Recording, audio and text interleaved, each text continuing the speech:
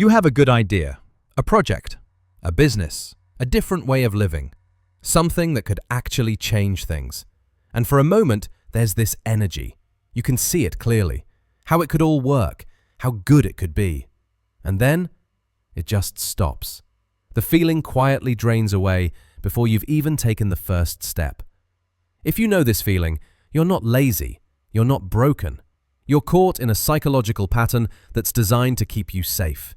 Today, we're going to understand that pattern, not so you can fix yourself, just so you can finally see what's really happening.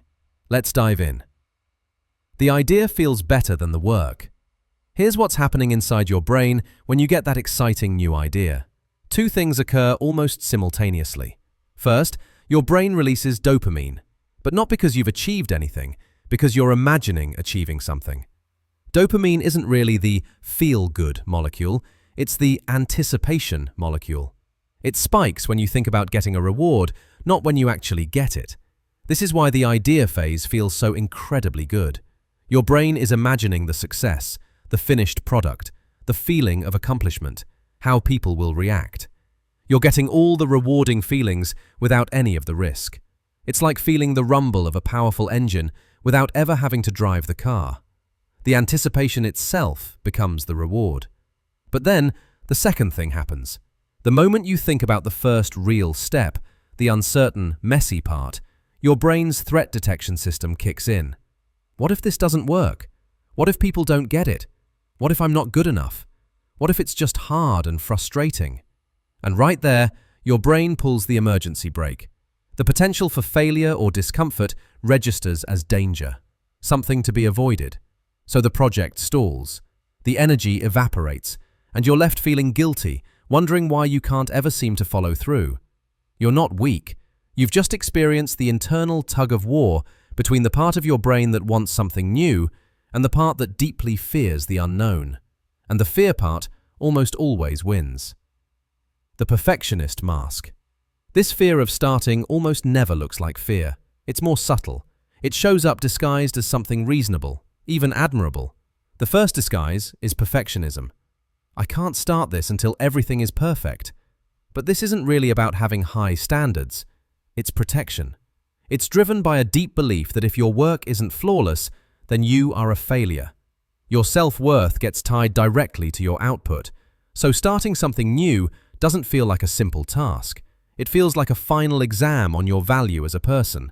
And it feels safer to not start at all than to start and create something that's only good enough. Perfectionists see things in black and white. Either this is a masterpiece or it's garbage. There's no room for a messy first draft, no space for learning as you go, no acceptance of the natural progression from bad to decent to good. You tell yourself you're just waiting for the right time or for a feeling of total confidence, but that feeling never actually shows up because the real purpose of perfectionism isn't to create something perfect. It's to protect you from the shame you believe comes with imperfection. So you stay frozen, trapped by an ideal that makes it impossible to even begin. And from the outside, it looks like high standards. From the inside, it's just fear wearing a respectable mask. The endless research trap.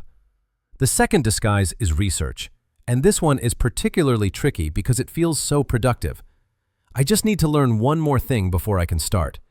You spend weeks, even months, gathering information.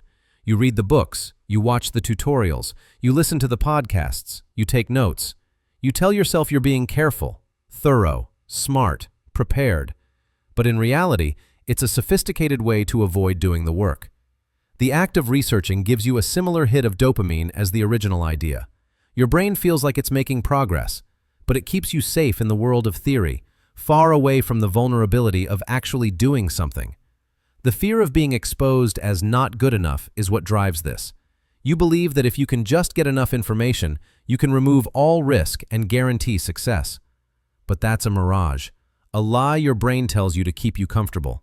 Because there's always one more article to read, one more video to watch, one more expert to study. It's a bottomless pit that's designed to postpone the moment you have to take a risk and put your actual work out there. It's procrastination pretending to be preparation. And it can go on for years. The emotional protector. At its core, The failure to start is almost always about avoiding a negative feeling. Your brain isn't trying to ruin your future, it's trying to protect you from feeling bad right now. Starting something new is uncomfortable. It can be boring, frustrating, confusing, or just overwhelming.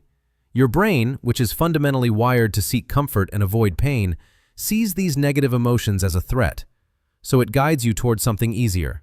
Scrolling your phone, watching TV, reorganizing your desk, doing a simple chore you've done 100 times. When you think about that big project, you don't just think about the work. You feel the anxiety of the blank page, the dread of the learning curve, the discomfort of being a beginner at something. To escape that feeling, you put off the task. And this delay gives you immediate relief, which teaches your brain that procrastination is a good strategy for managing discomfort. Over time, it becomes an automatic response, a habit loop. You're not consciously choosing to stall. Your emotional brain is just running an old program designed to keep you comfortable in the present, even if it costs your future self everything. The myth of waiting for readiness. Here's something most people believe without questioning it, that you need to feel motivated before you can act, that you have to wait for the right moment, the right energy, the right feeling of readiness. But that feeling doesn't come, and here's why. Readiness isn't a feeling you wait for, it's a decision you make. We have the entire equation backward. We think motivation to action, but the actual sequence is action to motivation. Science shows that action is what creates motivation, not the other way around. The idea that you have to wait for a feeling of readiness is a myth that keeps you stuck indefinitely. You're waiting for something that only appears after you've already started. The open loop phenomenon. Here's something fascinating about how your brain works. When you start something and don't finish it, your brain creates what's called an open loop. It's this quiet tension in the back of your mind. The task stays active, unresolved, nagging at you. And that tension actually makes you want to go back to it. Not with dread, with an urge to continue, to close the loop. This is why starting, even for just a few minutes, fundamentally changes the psychology of the task. You're not trying to finish, you're just creating that open loop in your brain. And once it's there, your mind doesn't rest easy. It wants completion. That small action proves to your brain that the threat wasn't real. You started, and nothing terrible happened. The world didn't end. You weren't exposed as a fraud. That tiny success sends a signal that releases a little bit of dopamine, which then feeds your motivation to keep going. You've reversed the cycle. Instead of fear leading to inaction, you've used a tiny action to generate motivation. Momentum isn't built on one big decision.